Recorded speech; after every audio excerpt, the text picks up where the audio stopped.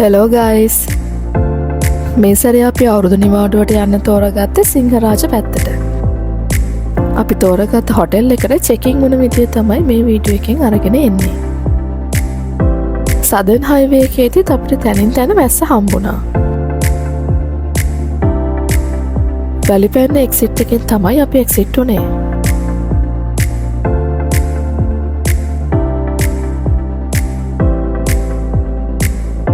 ඊට පස්සේ ඉතින් මැප් එක පෙන්නන පාර දිගේ ගියා. මග දිගට ලස්සන තැන් ගොඩක් අපි පහු කළා. තේ වතු රබර් වතු ගොඩක් තිබුණා. පාම් වතුත් තියෙනවා.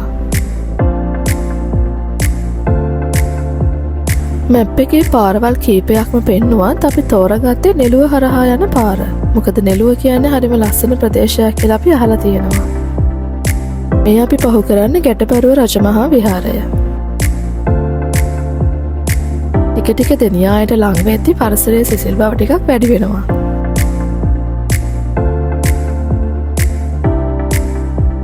කඳු පල්ලම් වංගු එක්ක පාර ලස්සන වුණාට යන්න ඕනේ හරිම පරිස්සමෙන්.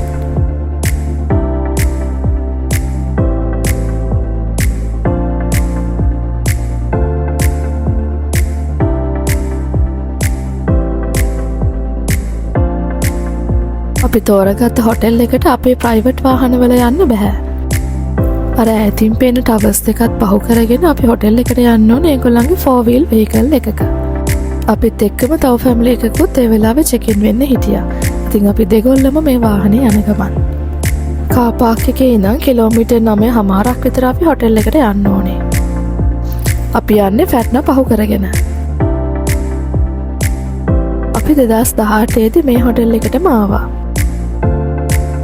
ඒ කාලේ නම් අපේ වෙහිකල් වලම හොටෙල් එක ළඟට යන්න පුළුවන්. එතකොට පාර හොඳ මට්ටමින් තිබුණා. දැන් නම් අපේ පෞද්ගලික වාහන යන්න බැරි තරමට පාර හොඳටම අබලන්. සමහර තැන්වලදී 4-wheel vehicle එක යන්නෙත් අමාරුවෙන්. යන අතරමඟදී ලස්සන දර්ශන ගොඩක් අපිට බලා ගන්න පුළුවන්.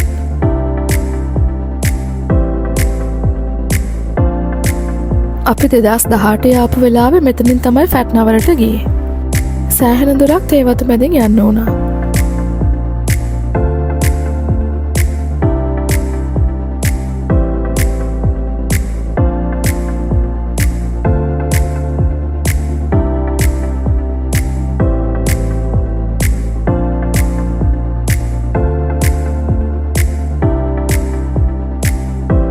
මේ ඈතින් පේන ෆැට්නා. මගදිගට අපිට මේ වගේ පොඩි දියැලිත් හම්බ වෙනවා. හොටෙල් එකට යන්න අපි කුරුළුගල එන්ට්‍රන්ස් එකෙන් ඇතුල් වෙන්න ඕනේ. හොටෙල් එකෙන් දැනුම් දීම් කරලා තියෙන නිසා අපි වෙනම ටිකට්ස් ගන්න ඕනේ නෑ. පරිසරය විඳින්න ඕනේ නිහඬවම තමයි. වංගු 10ක් මේ විදිහට අංක කරලා තියෙනවා.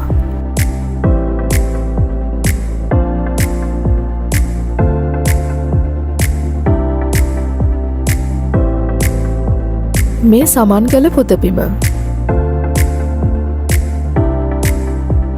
එතන ඉඳලා තව කිලෝමීටර් 2ක් අපි යන්න ඕනේ.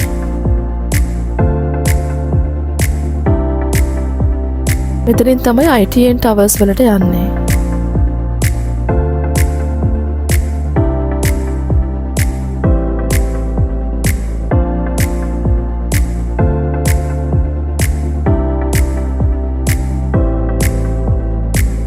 පැයක විතර ගමනකින් පස්සේ අපි හොටෙල් එක ළඟට ආවා.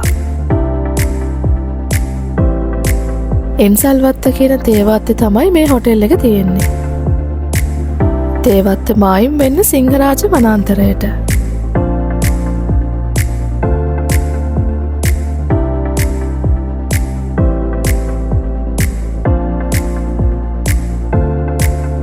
වාහනෙන් බැහැලා අපි ලොබි එකට යන්න ඕන මේ පැත්තෙන්.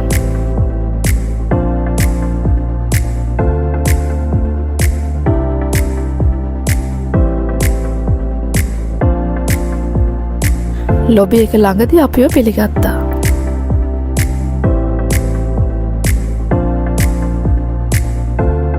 ලොබි එකේ ඉඳන් බැලුවම රූම්ස් තියෙන පැත්ත පේන්නේ මේ වගේ. රූම් එක රෙඩි වෙනකන් අපිට වෙල්කම් ඩ්‍රින්ක් එක හම්බුණා. වෙල්කම් ඩ්‍රින්ක් එක විදියට තිබුණේ එයාලගේම තේවත්තින් ගන්න තේ වලින් හදපු අයිස් ටී එකක්. හොටෙල් එක ගැන විස්තර වෙනම වීඩියෝ එකකින් කියන්නම්.